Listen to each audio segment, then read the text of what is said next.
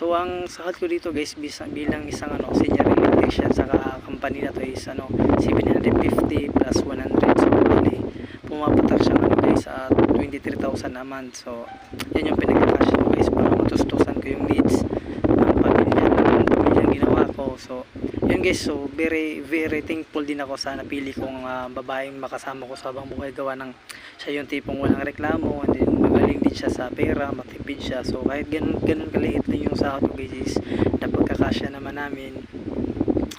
So yun guys, tiis lang talaga kami, talagang kapit hawak kamay lang kaming mag-asawa para malabanan namin yung pang-araw-araw.